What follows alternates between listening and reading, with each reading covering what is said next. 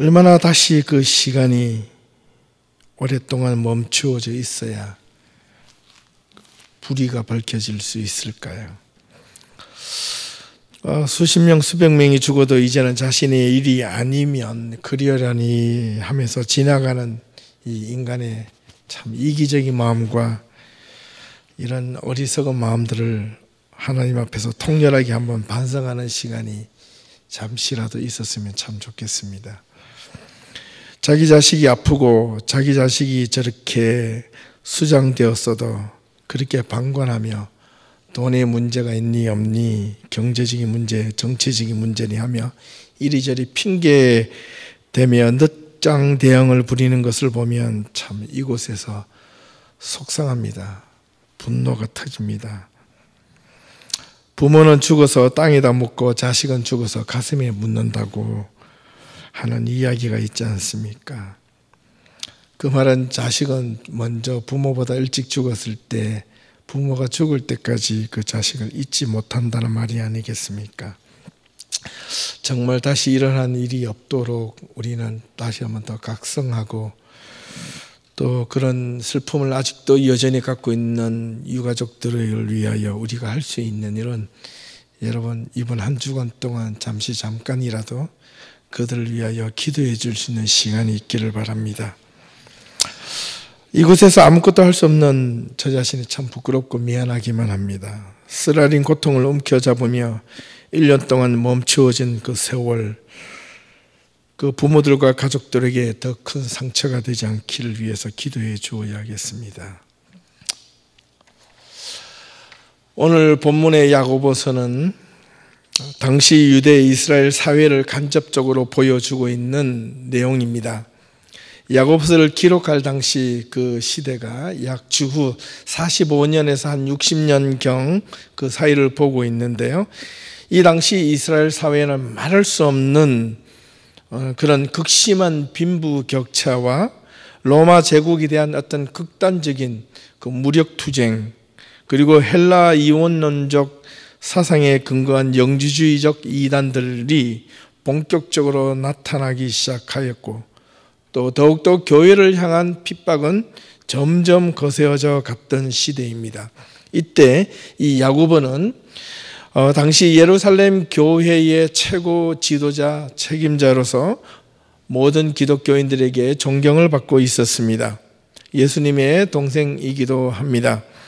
그는 복음을 전하면서도 특별히 가난한 자들의 구제를 위하여 힘을 썼고 부정으로 착복하였던 부자들을 비판하였으며 무력으로 정치적 야망이나 무력으로 하나님의 나라를 꿈꾸어 오던 과격한 열심당원들과 종교적인 어떤 부조리와 부패로 가득 차 있었던 이런 종교 지도자들, 대제사장들과 사두개인과 바리새인들에게 날카로운 비판을 서슴지 않았던 인물이 바로 이 야고보입니다. 그래서 이 야고보는 교회 밖에 있는 모든 사람들에게 아주 거부 대상, 경계 대상 1호였습니다. 야고보는 이러한 온갖 자신의 노력에도 불구하고 사회는 점점 더 심각한 빈부의 격차, 그리고 정치, 사회적 동료로 인하여 사회적인 불안은 커져만 갔고 종교적인 부정과 부패는 돌이킬 수 없을 만큼 악화되어 가고 있었지만 그러나 부자들과 과격한 열심당원들과 종교 지도자들은 이 야고보를 죽이려고 혈안이 되어 있었습니다. 그래서 결국 그 당시 대제사장 안나누스 이스라고 하는 자가 어떤 주 62년경에 약 이 불량배들을 동원해서 야고보를 돌에 맞아 죽게 합니다. 이 소식을 들었던 이스라엘 백성들은 대제사장 이 안나누스를 찾아가 거세게 항의하였고 이 대제사장은 그 압력에 못 이겨 대제사장의 잔리에서 물러나자 얼마 있지 않아서 그 역시 암살을 당하고 말았습니다. 무엇보다도 이 야고보는 그가 살아있는 동안 복음을 전하면서 그의 삶 속에 헌신의 힘을 당하여 가난한 자와 소외받은 자 또한 약한 자를 도왔습니다. 이 야고보서 서신은 가난이나 핍박 그리고 절망의 자리, 신앙의 핍박을 피하여 멀리 이국의 땅으로 도망가야 그곳에서 자유를 누리며 살고 있는 디아스포라 유대인 크리스찬들, 기독교인들에게 보내는 편지가 이 야고보서입니다.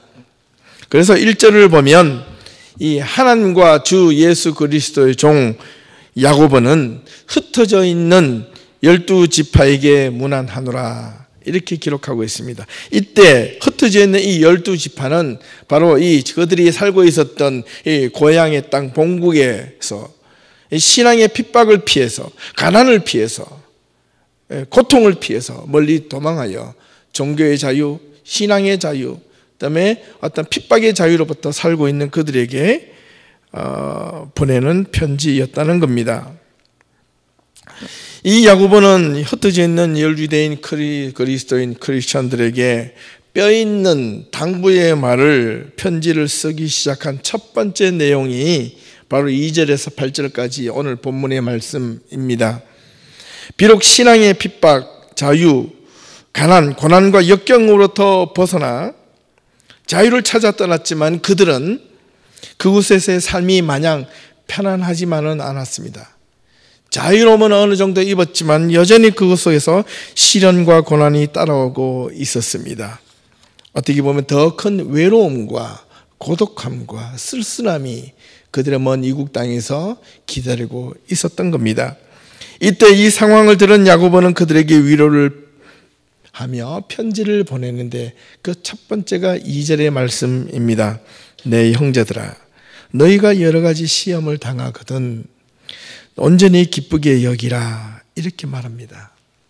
야고보는 그들에게 너희가 여러 가지 시험을 만난다면 이라는 이 조건절, 그러니까 만약에 if란 말로 묻지 않고 어떻게 너희가 여러 가지 시험을 만나거든 whenever you face trial and of the many kinds 이렇게 질문을 하기 시작합니다.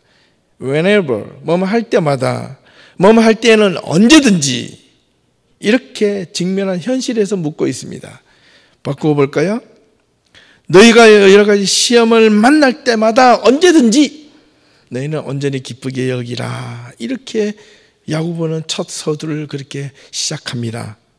일반적으로 시련은 어떤 어려움이나 시험을 만날 때 사람들은 세 가지 중에 하나를 선택할 수가 있습니다. 그 첫 번째는 사람이 먼저 자신의 힘으로 그 스스로 그 시련이나 문제 앞에 딱 섰을 때 이것쯤이야 내가 영적인 싸움이나 육적인 싸움에서 내가 이길 수 있어 라고 쉽게 생각하며 섣불리 그것에 대항하는 부류가 있습니다. 그리고 두 번째는 시작도 하기 전에 시험이나 문제 앞에 놓여져 있을 때 낙심하여 먼저 좌절하고 실망하고 시험과 시련의 압박을 이기지 못하고 도리어 먼저 겁을 먹고 자포자기하며 포기하는 상태에 놓여져 있을 수도 있습니다. 이렇게 되면 하나님의 능력을 의심하게 되고 우리가 시험이나 시련을 받는 것에 대한 불만과 불평이 이 나쁜 감정이 드러날 수가 있습니다. 마지막으로 세 번째는 시험과 시련을 잘 견디고 극복하기 위해서 만발의 준비를 하고 끝까지 그 시험과 시련을 이길 때까지 포기하지 않고 견디는 부류입니다. 이 NIV 영어 성경에서 이 시험을 트레일이라고 이렇게 번역을 하고 있는데 좀 더 우리가 쉽게 이해하기를 원한다면 이렇게 temptation 또는 test라고 이해하시면 훨씬 쉽게 이해가 됩니다.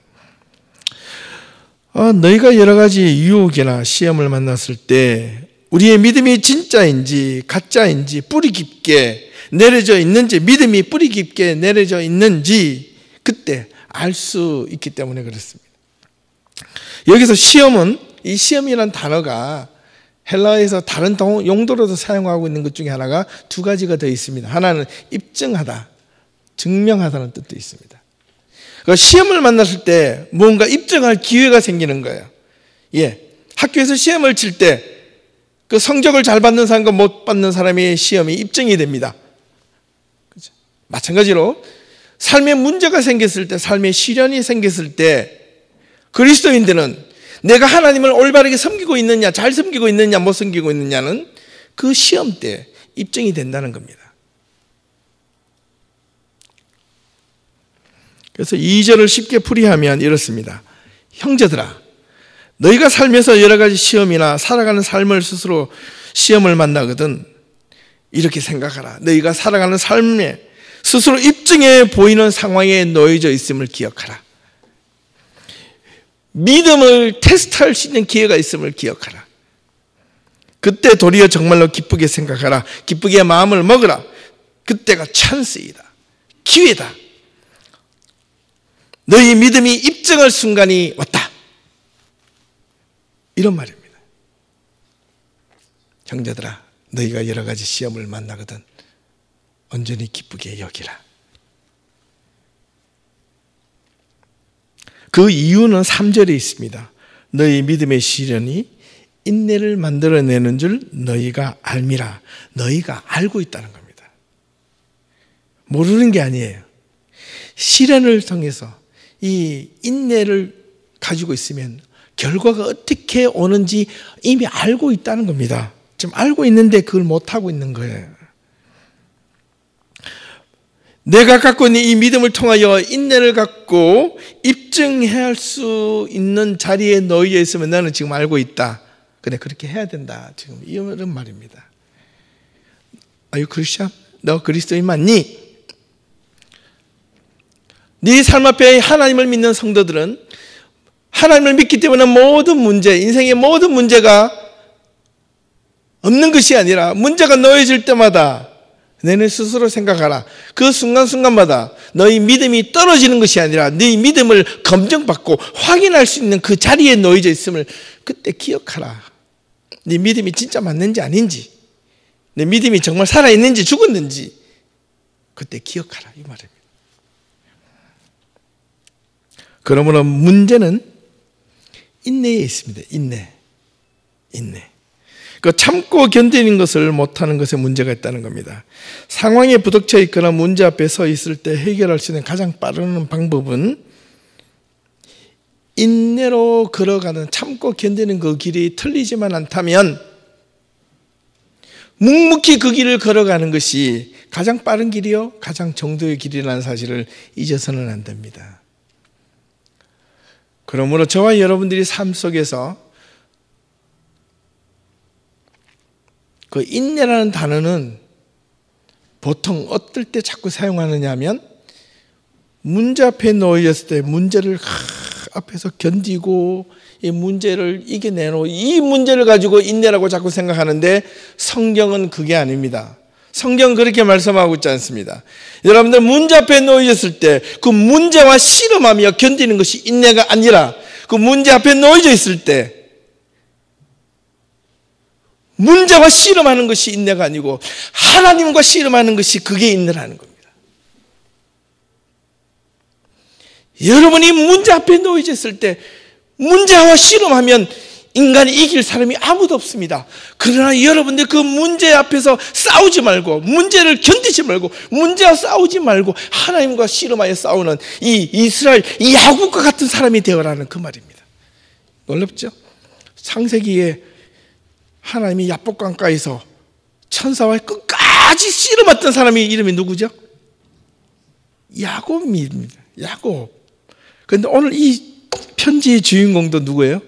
야곱이에요. 이름이. 이 아이러니예요.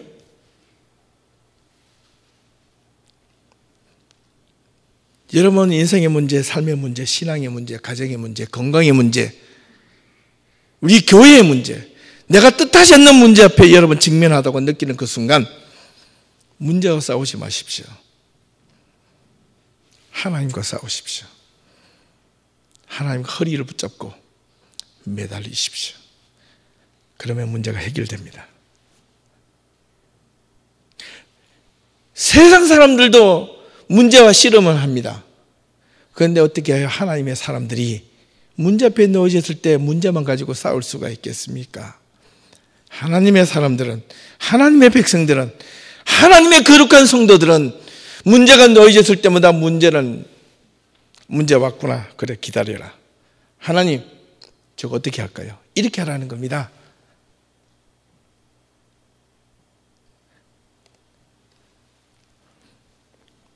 아멘. 그 순간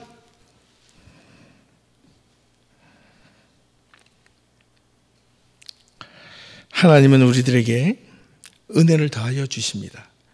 우리의 갈 길을 가르쳐 주시고 우리에게 지혜를 주시고 우리에게 은혜를 주십니다. 빌립보서 2장 8절 말씀에 예수 그리스도께서는 사람의 모형으로 나타나셨고 자기를 낮추기까지 그리고 죽기까지 복종하셨으니 곧 십자가에 죽으심이라. 십자가에 죽으시면서까지 예수님은 인내하셨다는 겁니다. 예수님의 싸움의 상대는, 문제의 상대는 대제사장과 바리새인들과 심지어는 사탄도 아니었습니다. 누구였어요? 하나님의 아버지와의 싸움이었어요. 감람산에서 기도했을 때 사탄과의 싸움을 위해서 기도한 것이 아닙니다. 그죠? 내가 지금 이 지고 있는 이 고난이 너무 힘들어서 하나님 이거 좀 물리치게 해달라고 기도한 것도 아닙니다. 예수님은 무엇을 위해서 기도했습니까? 아버지의 뜻이 맞는지 안 맞는지 그걸 위해서 기도했어요. 하나님과 싸움을 했습니다. 하나님과 씨름을 했던 사람이 그분도 예수님이셨습니다. 그런데 어찌하여 예수 그리스도를 그 삶을 따라가고자 하는 그리스도인들이 예수님의 그 따라가신 그 길을 우리도 따라가야 되지 않겠습니까? 예수님이 어떻게 문제 앞에서 해결을 받고자 원하셨습니까? 하나님 앞에 기도했다는 겁니다. 가장 결정적인 문제 앞에서 우리가 해결받을 수 있는 문제는 문제와 씨름하는 것이 아니라 하나님과 씨름할 때 문제가 해결될 줄로 믿습니다. 그게 그리스도인들은 역사가 있고 은혜가 있고 기적이 있고 삶의 능력이 그곳에서부터 나타납니다. 아멘. 예. 사실 사람은요, 누구나 시험을 만날 때면, 시련을 만나면 그 어떤 사람들도 기뻐하거나 즐거워하고 좋아하는 사람은 아무도 없습니다. 기뻐할 수 없지요. 그 시험이나 시련이 크든 작든 그 시험은 시험이고 시련은 시련입니다. 그런데 왜 이 야고보는 시험을 만날 때 여러 가지 시험을 만나거든 온전히 기쁘게 여기라고 했을까요? 바로 그래서 그런 겁니다. 하나님을 만날 더 좋은 찬스가 그때 그 순간에 있노라. 너 자신의 신앙과 믿음을 검증받을 수 있는 그 순간이 바로 거기다. 기뻐하라는 겁니다. 그래서 우리는 시험이나 시련을 맞이하였을 때 불평하는 시간이 아니라 하나님의 영광, 하나님을 향한 믿음, 이것들이 세상 사람들에게 또 하나님 앞에 굳건하게 가지고 있음을 보여줄 순간이 그 자리라는 겁니다. 그때 하나님과 씨름하는 모습을 믿지 않는 사람들이 본다면 처음에는 그렇겠죠. 저 뭐야? 저거 빨리 문제도 해결 안 하고 뭐 하고 있는 거야?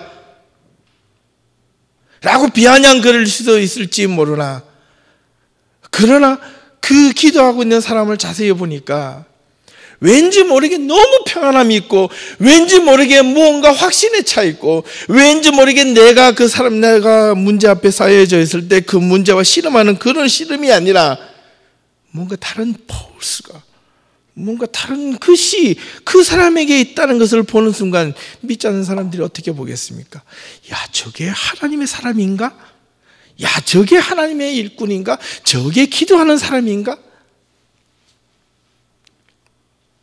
여러분, 전도는 말로 하는 것이 아니라 행동으로 하는 겁니다.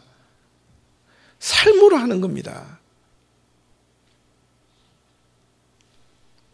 내가 점잖다고 이것이 전도가 되는 것도 아니고, 말을 잘해서 전도가 되는 것도 아니고,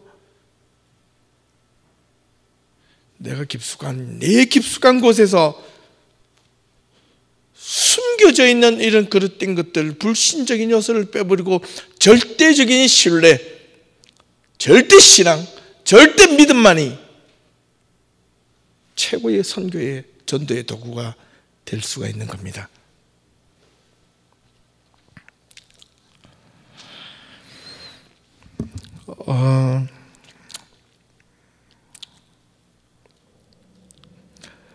여기서 야고보가 말하는 이 시련을 만날 때 온전히 기쁘라, 기쁘게 하라, 기쁘게 여기라 하는 이 말은, 우리가 하나님의 사람들은 가끔 이렇게 종종 기도합니다. 시험이 닥쳤을 때, 문제가 고난이 닥쳤을 때, 갑자기 이런 뜻하지 않는 어려움이 있을 때 하나님 어떻게 시험이 나에게 있을 수 있느냐라고 질문하며 또 불평을 하기도 하고, 그렇게 할 수 있는데 그럴 때마다 도리어 그 시련과 시험을 함께 하시는 하나님의 계심을 믿기에 우리는 더욱 그분을 의지하겠노라고 고백하는 그 말이 온전히 기쁘게 여기라는 뜻입니다. 4절을 보니까 인내를 온전히 이루라. 이는 너희로 온전하고 구비하여 조금도 부족함이 없게 하려 함이라. 이렇게 야고보는 힘주어 외치고 있습니다. 대부분의 신앙인들은 시련이 문제가 닥칠 때, 시련이 닥칠 때 처음에는 기도를 잘 합니다. 근데 좀 하다 보면 시간이 지를수록 문제가 해결이 안 되고 더 악화되거나 더 안 좋은 쪽으로 흘러갈 때, 도리어 기도했는데도 삶이 더욱 심하게 다른 쪽으로 망가져 버릴 때, 그때 믿음이 떨어지고 돌아서는 경우를 종종 보게 됩니다. 그때 이런 생각을 합니다. 하나님 언제까지 저를 이렇게 내버려 두시나요? 언제까지 이렇게 방치하실 건가요? 이렇게 기도하다가 힘이 떨어지면 하나님을 떠날까도 생각하고 포기할까, 돌아설까도 생각하다가 이것저것도 안 되면 그냥 주어지는 대로 자포자기하며 살아가는 사람들이 종종 보게 됩니다. 문제가 해결될 때까지 인내로서 견디는 자는 문제와 씨름하지 않고 하나님과 씨름하는 자임을 잊지 마셔야 합니다. 모든 사람들이 모든 일을 함에 있어서 끝까지 일을 마치거나 이루어내는 것은 자기의 능력이나 힘이 있었기 때문이 아니라 끝까지 포기하지 않고 문제와 싸웠던 것이 아니라 하나님과 싸웠더니 문제가 해결되더라. 근데 그런 능력을, 그런 경험을 맛볼 수 있게 있어야 합니다. 맛볼 수 있기를 바랍니다. 상황에 따라서 하나님을 향한 소망이 끊어지면 사람의 믿음이 굳건하다 할 수 있겠습니까? 없죠. 그리스도인들, 특히 하나님의 사람들은 문제가 있을 때마다 여러분은 그 문제 앞에서 두려워하지 마십시오. 문제 앞에 딱 놓여져 있는 순간, 아, 내가 부족함이 있구나 라고 느끼셔야 됩니다.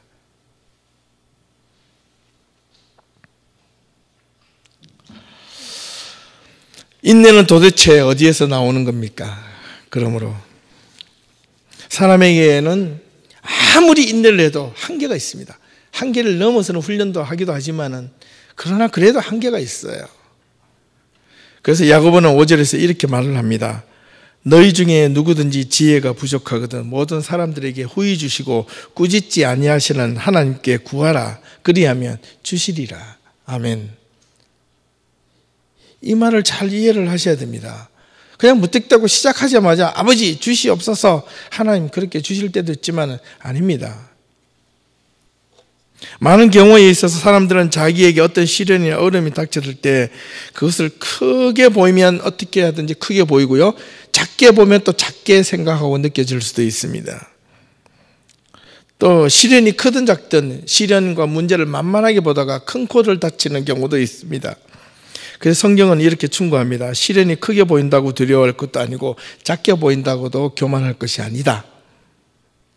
어떤 시련이 부닥쳤을 때 인내를 갖고 이겨나가게 해달라고 기도하고 일을 진행하다가 일이 막히거나 해결이 안 될 때, 아니 하나님을 믿고 의지하다가 기도하고 일을 하나님과 씨름했는데 안 될 때, 내 문제와 정면으로 부닥치는데 문제와 싸우지 말고 하나님과 기도했는데 안 될 때 더 간절하게 기도하라, 이런 뜻입니다.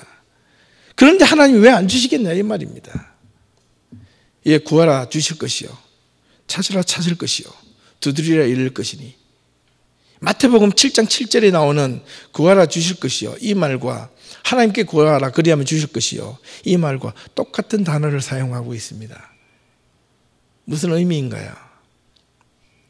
안 두드렸기 때문에 안 준다는 겁니다. 하나님은 이미 갖고 계십니다. 문제 해결을 갖고 계십니다. 분명히 갖고 계십니다. 우리의 삶에 해결하지 못할 문제는 그 어떤 것도 없습니다. 죽음에서 부활하신 그 예수 그리스도, 모든 인생의 문제의 열쇠와 키는 하나님께 달려 있습니다. 그 달려있는 그 키 하나님께 달라고 하셔야 됩니다.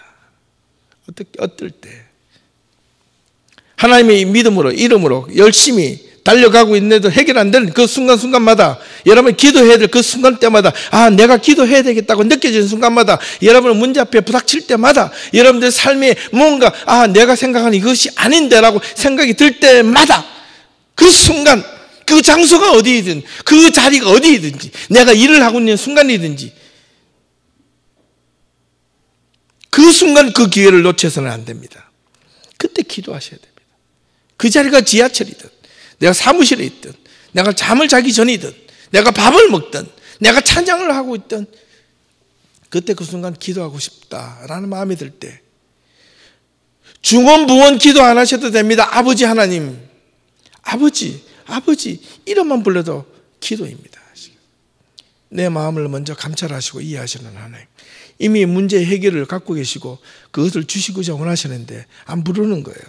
언제? 근성으로 부르면 안 됩니다. 아버지 아님 말고 주시옵소서, 아님 말고, 이게 아닌 거예요. 주셔야 됩니다. 반드시 주셔야 됩니다. 아버지 주실 문제를 해결자, 문제의 주체자, 문제의 근원자는 내가 아니라 하나님이심을 고백합니다. 하나님, 문제 함께 해결하여 주시옵소서. 방법을 가르쳐 주시옵소서. 지혜를 주시옵소서. 왜 안 주시겠습니까? 간절함이 없는데 왜 주시겠습니까? 그래, 한번 해봐라. 그래, 내가 한번 기다려볼게. 처음에는 잘 되는 것 같아요. 제가 이런 경험이 너무 자주 일어나는 것 중에 하나가 뭔지 아십니까? 물건을 새로 살 때 보면 항상 모든 물건에는 뭐가 있죠? 새로운 걸 뜯으면 매뉴얼이 있습니다. 대충 포장을 보면요, 이렇게 하면 되겠다 싶어가지고 매뉴얼도 안 보고요, 대충 끼워 맞춰서 반드시 한두 개가 빠져 있어요. 그게 처음부터 다시 다 풀어요. 그래서 저는 요즘에는요, 제 옆에 어떤 분이 너무 든든하게 있어서 하도 안 되면 무조건 SOL을 치는데 너무 안심이 됩니다.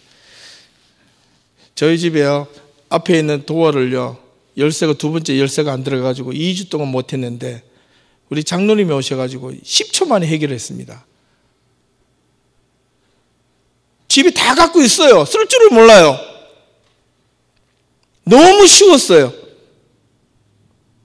장로님이 이래 쪘다 보니까 갑자기 저보고 하는 말씀이 뭐냐면, 이거 WD 하나 있어요? 칙 뿌리라고 끼우니까 쑥 들어가는 거예요.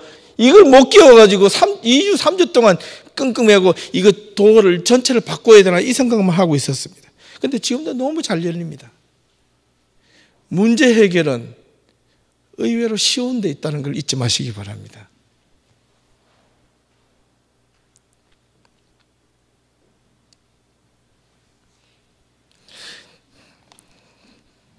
제 옆에 장로님이 계셔서 저는 자꾸 딴 데로 가지 말라고 이야기하는데, 힘들 때마다 전화하면 다 가르쳐 주세요. 저와 여러분의 모든 인생의 문제 해결자 하나님이 옆에서 계십니다. 함께 하십니다. 하나님께 물으십시오. 지혜를 주십니다. 이렇게 쉬운 걸, 이렇게 간단한 걸, 이렇게 할 수 있는 거를 나는요, 알고 나니까 너무 간단한데, 그때 조심해야 될 게 교만하면 안 됩니다. 깨달았어요. 이거 너무 쉬운데도 이거는 3주 동안 못한 거예요. 내가 그걸 갖고 와서 칙 뿌릴 줄을 모르는 거예요. 여러분, 그게 인생입니다. 그게 삶이에요. 하나님께 지혜를 구하는 것은 바로 그런 겁니다. 바로 옆에 있으면서 내가 할 수 있는 것도 너무 나 혼자를, 내 머리를 믿고 나는 똑똑하다고 생각하는 이 내 머리가 오히려 바보를 만드는 겁니다. 나를 비우고 나의 무지함을 깨닫고, 그래서 기도는 내 부족함을 하나님께 고백하는 자리입니다. 기도는 내 어리석음을 인정하는 자리가 기도입니다. 그때 하나님이 내 어리석습니다 그러면 그래 너 맞아 너 어리석은 놈이야 이렇게 하나님께서 절대로 한 번도 대답해 주신 적이 없습니다. 내가 어리석다 할지라도 아들아 내가 너를 잘못 키웠구나. 내가 너에게 믿음이 부족하게 만들었구나. 이렇게 말씀해 주시지.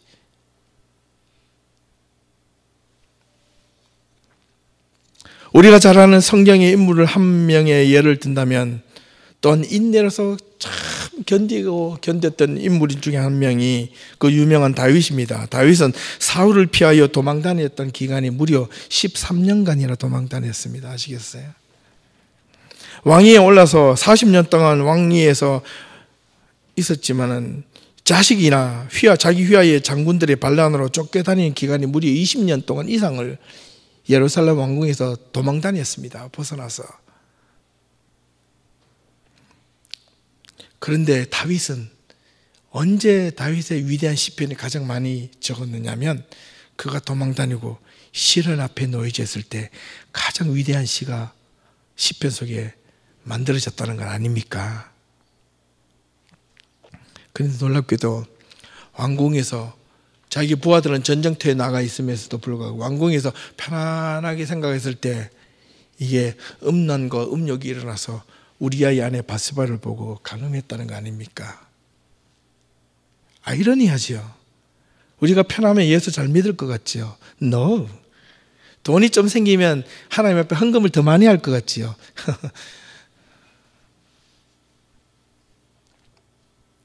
돈이 생기면 쓰고 싶습니다. 하나님 위해서 쓰는 게 아니라 자기를 위해서 쓰다 보면 자기 위해서 이제는 괜찮아 라고 하다가 보면 어느 순간 자기 내면적으로 내 속에서 뜻하지 않는 그런 고난을 맞이하다가 하나님 앞에 두 발 두 손 다 들고 주님 앞에 나와서 아버지 용서하여 주시옵소서 이렇게 고백하고 기도하는 거예요. 그때 그 재물 내가 그때 가졌던 것들 주셨던 것들 하나님을 위해서 쓸 걸 그러면 손해라도 안 볼 건데 내가 쓰고 나니까 남는 것은 쓰레기밖에 없더라. 쓸모없는 것밖에 없더라. 아무리 좋은 옷을 사도 내가 병이 들어서 죽으면 그 옷이 무슨 가치가 있겠으며 아무리 좋은 차를 타도 내가 운전할 수 없으면 그게 무슨 소용이 있으며 내가 아무리 좋은 집을 갖고 있다 할지라도 그 집에서 편안하게 살 수가 없으면 그 집이 무슨 소용이 있을까?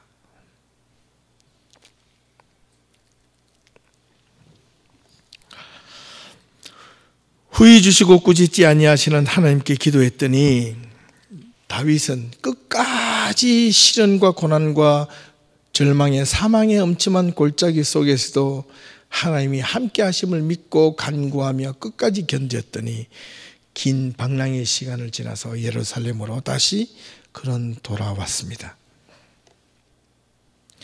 저와 여러분들의 삶이 시련이 있을 때마다 하나님께 감사할 수 있기를 바랍니다. 저는 오히려 우리 예담교회가 이렇게 자꾸 때로는 인원이 줄어들고 때로는 원망의 소리를 듣기도 합니다. 그럴 때마다 저는 오히려 한편으로는 기쁩니다. 왠지 아시나요?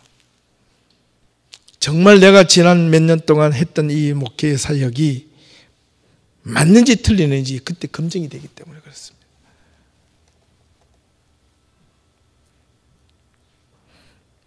내가 진실로 하나님 앞에 부끄럽지 않도록 많은 허물이 있어도 정말 말씀 하나 외치려고 외쳤던 그 외침이 틀리지 않았다면 고잉온 하나님이 기억하실 것이다. 그 시험대에 오른 겁니다. 여러분 감사하십시오. 여러분 삶에 문제가 있을 때 여러분 주위에 뜻하지 않는 삶의 어려움과 시련이 있을 때 그때 여러분 더욱더 하나님을 의지하고 바라볼 수 있기를 주님의 이름으로 축원합니다. 6절에서 7절을 보니까 오직 믿음으로 구하고 조금 더 의심하지 말라. 의심하는 자는 마치 바람에 밀려 요동하는 바다 물결 같으니 이런 사람은 무엇이든지 주께 얻기를 생각하지 말라 하였습니다. 그리고 8절에 두 마음을 품어 모든 일에 정함이 없는 자로다.